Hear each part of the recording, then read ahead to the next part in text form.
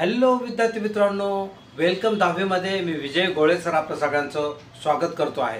विद्यार्थी मित्रांनो, आपली परीक्षा आता केवळ 12 दिवसांवर येऊन ठेपलेली आहे आणि तुमची सगळ्यांची अभ्यासाची पूर्ण तयारी झालेली आहे याची मला खात्री आहे।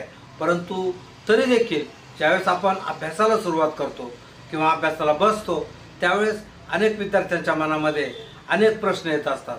आपल्याला पेपर आवडता जाणार नाही ना, आपण नापास तर होणार नाही ना, आपल्याला कमी मार्क तर मिळणार नाही ना। विद्यार्थी मित्रांनो, आपलं मन हे बऱ्याच वेळा निगेटिव्ह नकारात्मक विचार करत असतं, तो त्याचा स्वभाव असतो।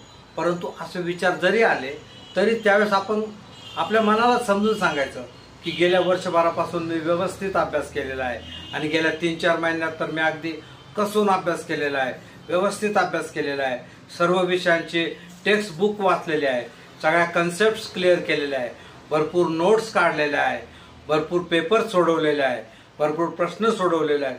त्यामुळे परीक्षेची तयारी जी आहे ती माझी पूर्ण झालेली आहे आणि ही जी परीक्षा आहे ती मी अतिशय आनंदाने आणि मुख्य म्हणजे अगदी काळजीपूर्वक देणार आहे आणि या परीक्षेत मला भरपूर यश मिळणार आहे। विद्यार्थी मित्रांनो, हा जो आत्मविश्वास आहे हा आता तुम्हीच निर्माण करायचा आहे।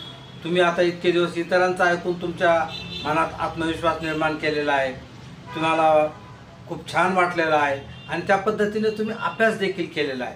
परंतु तरीही आपलं मनच असल्यामुळे आपल्याला बऱ्याच वेळा असे विचार येतात। अनेक विचार जरी आले विद्यार्थी मित्रांनो तरी त्या विचारांकडे दुर्लक्ष करायचं आणि आपल्या मनाला समजून सांगायचे आताचे हे 10-12 दिवस जे आहेत हे अतिशय महत्त्वाचे आहेत। आपल्याला जो काही उरलेला अभ्यास आहे किंवा जो काही झालेला अभ्यास आहे त्याची रिपिटेशन करण्यासाठी हे दिवस तसं पाहिलं तर अतिशय कमी आहे।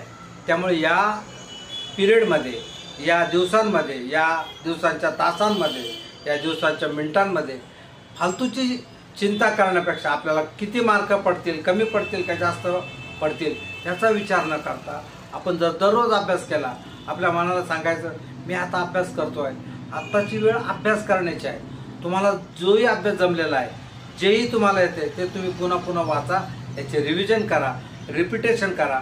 मात्र नसत्या शंकांकडे, नसत्या विचारांकडे दुर्लक्ष करा। हे दुर्लक्ष करायला जर तुम्ही शिकले आणि या वेळेचा जर तुम्ही सदुपयोग करून घेतला, या वेळेत जर तुम्ही भरपूर अभ्यास केला तर तो अभ्यास तुम्हाला परीक्षेच्या वेळी निश्चित आठवणार आहे, तुम्ही तो अतिशय चांगल्या पद्धतीने लिहिणार आहे, मुळात तुमचा अभ्यासच झालेला आहे। त्यामुळे चिंता करण्याची त्याची काहीही गरज नाही। विद्यार्थी मित्रांनो, दुसरा एक महत्त्वाचा मुद्दा म्हणजे तुम्ही आता ह्या ज्या 10-12 दिवसात जो अभ्यास करणार आहे तो ज्या पद्धतीने करणार आहात त्या पद्धतीला म्हणतात टायगर स्ट्रॅटेजी। तुम्हाला माहीत असेल जंगलामधला वाघ जो आहे तो काही दररोज शिकारीला जात नाही, तो 8 दिवसातून किंवा 15 दिवसातून एकच शिकार करतो।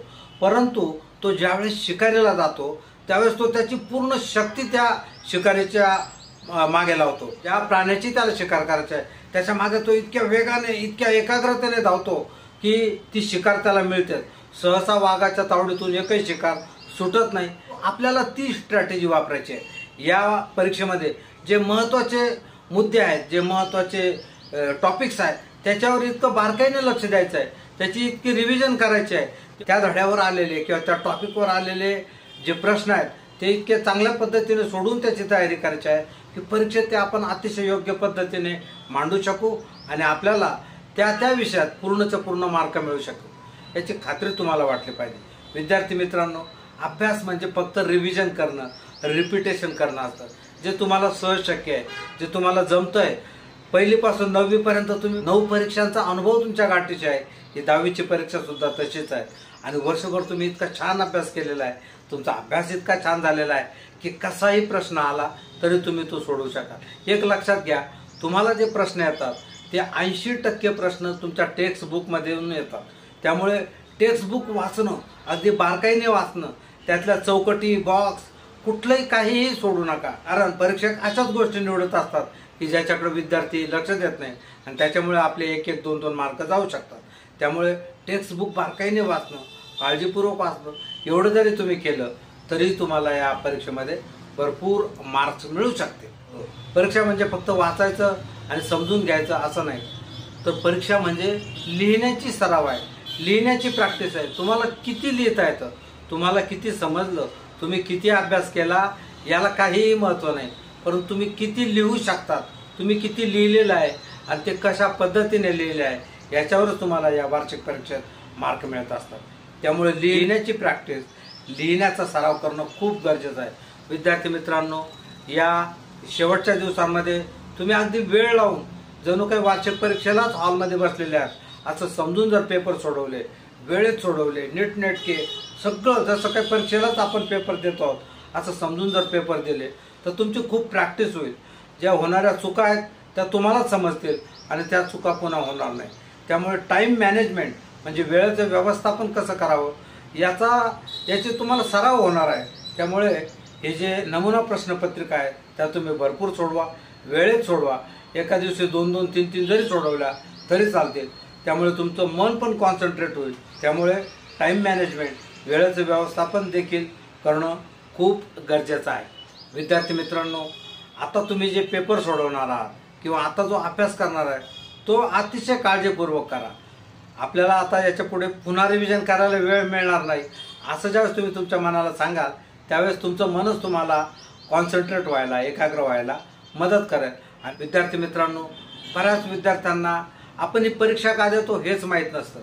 तुमचा व्हाय, तुमचं कारण जर तुम्हाला पक्कं माहीत असलं ना तर तुम्हाला अभ्यास करताना कधीही कंटाळा येणार नाही. काही विद्यार्थ्यांना मागच्या वेळेस मी विचारलं की तुम्ही परीक्षा का देता, तेव्हा त्यातल्या विद्यार्थ्यांनी सांगितलं की आम्हाला जर चांगले मार्क मिळाले, आम्हाला 90% जास्त जर मार्क मिळाले, आमचे फोटो पेपरमध्ये छापून येतील, आमचे जे नातेवाईक आहे त्यांच्यापर्यंत ते जातील आणि ते मग आईवडिलांना अभिमानाने सांगतील तुमच्या मुलाचा किंवा तुमच्या मुलीचा पेपरमध्ये आलेला फोटो आम्ही पाहिलेला आहे.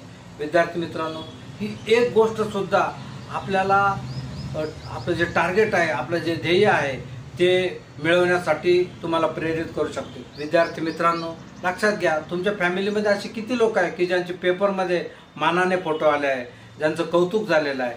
तुम्हाला ही संधी मिळालेली आहे, तसं तुम्ही करू शकता. ज्या विद्यार्थ्यांची परिस्थिती खराब आहे त्यांना तर ही परिस्थिती बदलण्याची खूप मोठी सुवर्ण संधी 10वीच्या या परीक्षेच्या रूपाने मिळालेली आहे. की एक काजोल जाधव नावाची मुलगी डोंबाराचा खेळ करायची, परंतु तिने त्याही परिस्थितीमध्ये सगळे नाही नाही म्हणत असताना अभ्यास केला आणि 10वीच्या परीक्षेमध्ये भरपूर मार्क्स तिला मिळाले. त्यानंतर तिचं करिअर, तिचं लाईफ सुधारलं आणि ती एका शाळेमध्ये आता मुख्याध्यापिकेचं काम करत आहे. विद्यार्थी मित्रांनो, असं जर ध्येय, असं जर काही टार्गेट तुमच्या पुढे असलं तर 10वीच्या परीक्षेमध्ये तुम्हाला कुठलीही अडचण येणार नाही.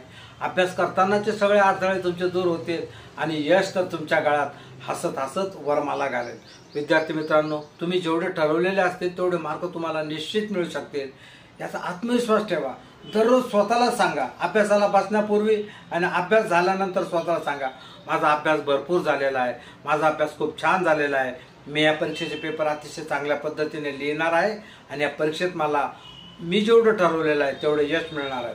तुम्ही जर 90, 92, 95, 98 जेवढे टक्के मार्क ठरवले असतील तेवढे टक्के मार्क तुम्हाला निश्चित मिळू शकतील. मात्र तुमच्या मनालाच ही गोष्ट पुन्हा पुन्हा सांगा, त्याच्यामुळे तुम्हाला उभारी येईल, तुमचा आत्मविश्वास वाढेल आणि एकदा का मनाला आत्मविश्वास आला तर काही जगामध्ये काहीही अशक्य नाही. विद्यार्थी मित्रांनो, 10वीमध्ये 90-95% मिळवणे काय सोपी गोष्ट आहे आणि ती तुम्ही करून दाखवणार आहात. तुमच्या हातात ही जी वेळ आहे ती मात्र तुम्ही वाया घालवू नका आणि परीक्षेमध्ये भरपूर यश मिळवा. तुम्हाला यश मिळणारच आहे, तुम्हाला यश मिळणारच आहे, तुम्ही यशस्वी होणार आहात. विद्यार्थी मित्रांनो, हा व्हिडिओ तुम्हाला आवडला असेलच, तो पुन्हा पुन्हा पहा आणि याच्यापासून प्रेरणा घ्या. तुमच्या मित्रांना देखील हा व्हिडिओ पाठवा. विद्यार्थी मित्रांनो, ही गंमत नाही, तुम्ही करून तर पहा, तुम्हाला निश्चित प्रेरणा मिळेल आणि निश्चित मार्क्स देखील मिळतील.